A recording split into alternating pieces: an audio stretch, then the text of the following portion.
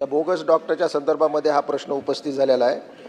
अध्यक्ष महाराज, मराठवाड्यामध्ये सगळ्यात जास्त विदर्भात बोगस डॉक्टर आहेत अध्यक्ष महाराज, आणि यामध्ये बंगाली डॉक्टर्स म्हणून कलकत्त्याहून इकडून तिकडून आलेले खूप असे डॉक्टर्स आहेत जे ग्रामीण भागामध्ये बिल्डिंग बांधून ते आपले प्रॅक्टिस करतायत।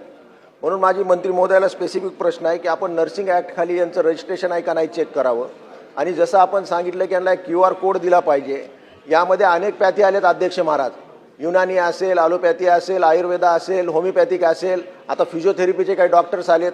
ही सगळी माहिती जनतेला मिळण्यासाठी एक चांगल्या प्रकारचं टास्क फोर्ससाठी आपण जिल्हा लेवलला केलं पाहिजे।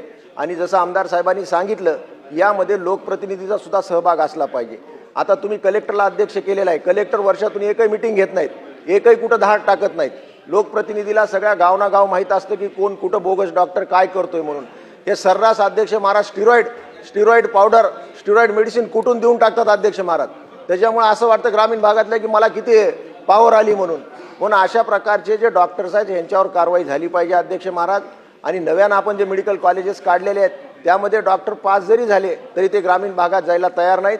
जोपर्यंत या बंगाली डॉक्टरला आपण पायबंद घालणार नाहीत तोपर्यंत ह्यात सुधार होणार नाही।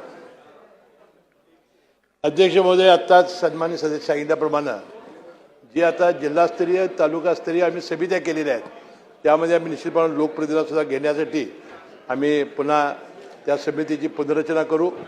आणि जोपर्यंत लोक तक्रार करणार नाही किंवा अवामुख असा डॉक्टर बोगस आम्हाला वाटतोय तोपर्यंत शासनाला कळणार नाही।